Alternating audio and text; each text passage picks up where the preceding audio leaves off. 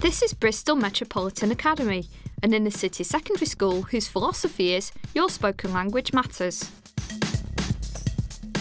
With over 50% of the school's population being made up of EAL pupils, it's a philosophy that has a positive impact upon the school, particularly in MFL. David Spence is an assistant principal and the director of language learning at the school. The things we have in place to actually address some of the difficulties around delivering MFL are whole school. New arrivals to the country have particular support in EAL, in small group, where they're given very intensive tuition in basic English. Having said that, in the MFL classroom, we don't think not knowing English is a barrier to language learning. It's very important to give students the appropriate kind of diet of language. We've got a diversity of provision here, which isn't just the kind of traditional European model of language, which we think best fits some of the backgrounds of our students. In Year 7, we offer, for the first time this year, Polish, and we also offered Arabic, which is very popular amongst some of our students who perhaps find French or German less relevant to where they come from. And I think that, plus some of the other things we have in place, like ASIC languages, helps us to actually provide for the needs of those students much better. ASIC languages is an accredited scheme run through the OCR exam board. Some of our students come from cultures where they speak languages that aren't available through GCSE, like Hindi, like Somali, and we think it's really important to actually give our students the opportunity to achieve, and to achieve well, in their home language.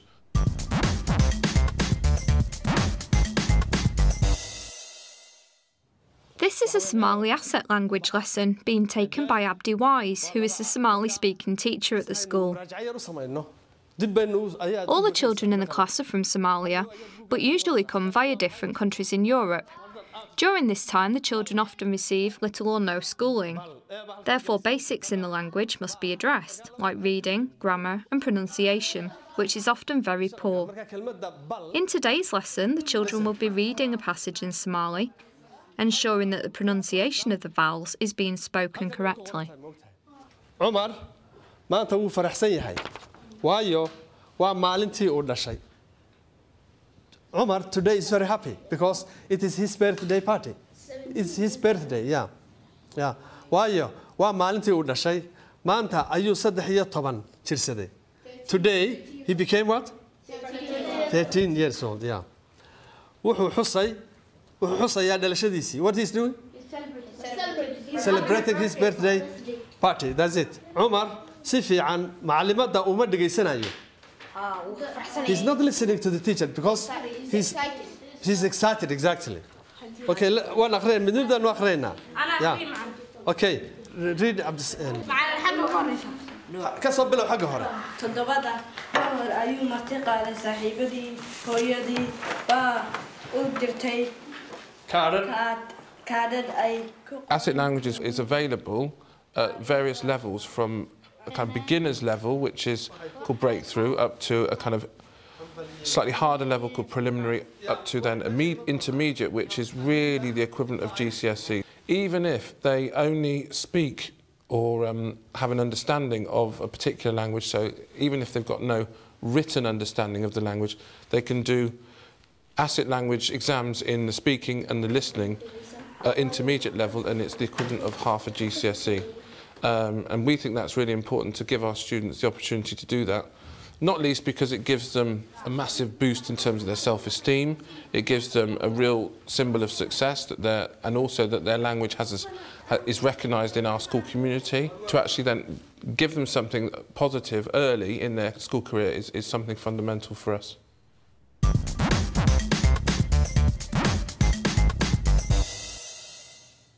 The team of staff in the languages subject area are not predominantly white British at all. We have a complete mixture of staff in terms of ethnicity and backgrounds.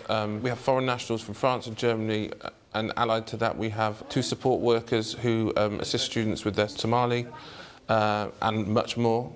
A Polish support worker as well who teaches Polish.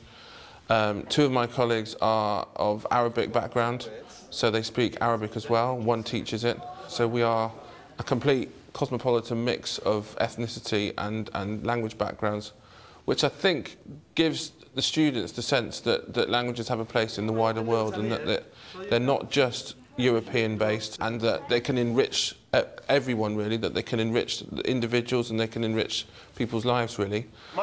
As well as promoting a positive message to the children, having such a selection of multicultural staff helps bridge any support issues that the children might experience in school. Today we're going to be looking at, so that's the human body, we're going to be looking at the skeleton. The skeleton. Well done for remembering that. So here we go, skeleton in Somali and in English. Our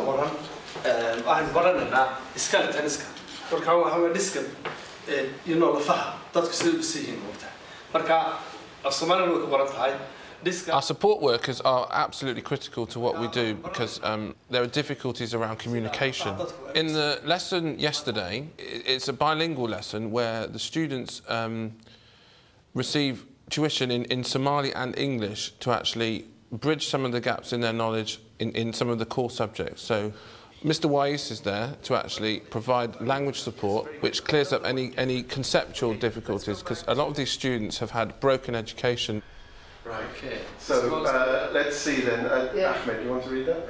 The smallest bone in our body is in our ear. Good. You corrected yourself really well. Well done. This is quite complicated, but the bones are actually here. We can't see them, can we?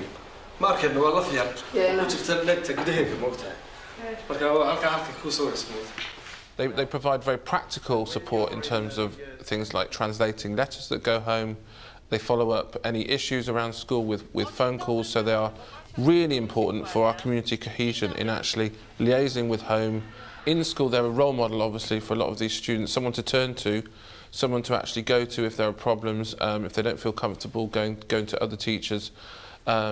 More and more also, we've begun to use them in twilight, so what's what we call after-school lessons, to actually go over coursework, and they've actually provided an important focus for revision to actually explain some of the things in their coursework, help them with that conceptually before the students then actually carry on with their coursework. So it's a multifaceted role, really, but a really important one.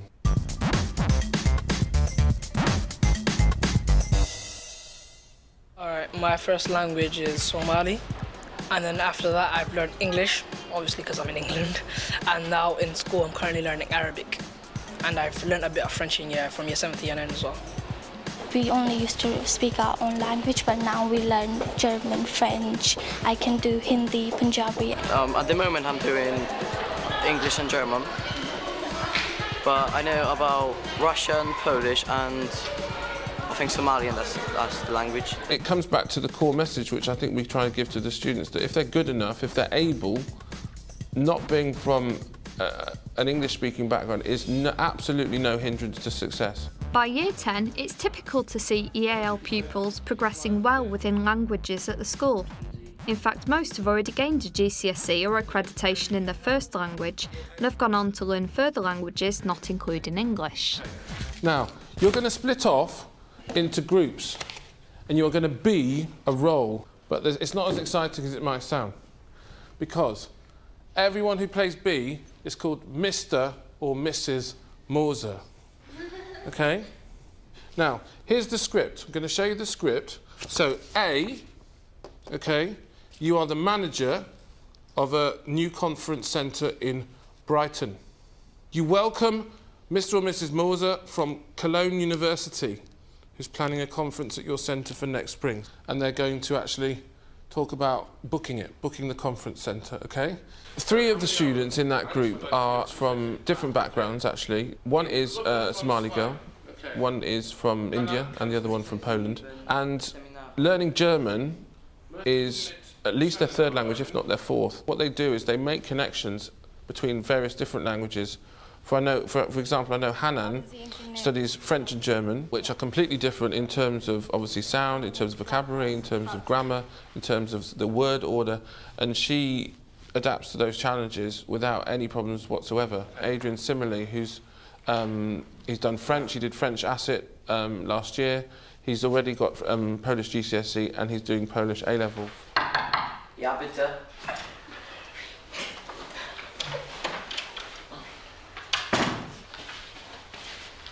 Guten Tag, and your name? Guten Tag. Mein Name ist Herr Lose. Ich bin Herr Bukowski, ich bin Leiter.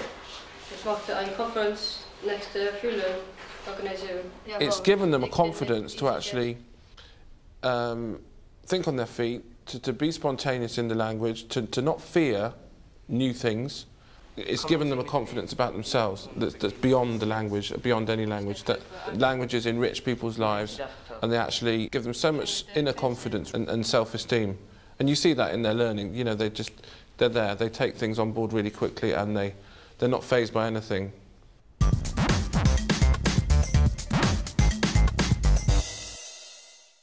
I think one of the key things is to engage students from an EAL background is to recognise their home language. I think that's absolutely essential. Some of the whole school policy making has contributed to that massively. We have a dedicated member of staff who is accredited to the Asset Languages Scheme and he's in charge of community languages.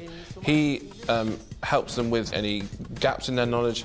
We organise twilight classes if we need to for teachers to come in and actually use the language college budget money to pay for that tuition. It's the end of the day and the pupils are making their way home. Well, not all of them. Twilight classes are extra MFL lessons put on after school by teachers and support staff and are very popular. Here the children can get extra tuition, work on coursework, or prepare for exams. One of the things that we're really keen to do at the moment is to further develop community languages. So we really want to push on with Polish and Somali in the main curriculum. It's been a big success this year, and obviously it's slightly dependent on future cohorts of students and the perceived need for that. But it's our way of sending a message to the students that all languages matter.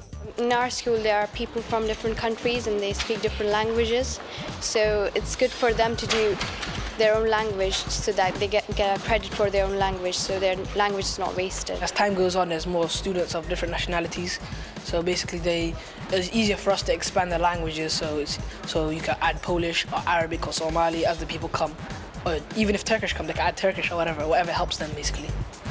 It builds up confidence inside us because it makes us feel that we can do languages. I also done Arabic in year 9 and Somali, so I already got TTC for me. That helped me to understand more. Because if you know a language, then it will be easy to learn other languages. That's what I think.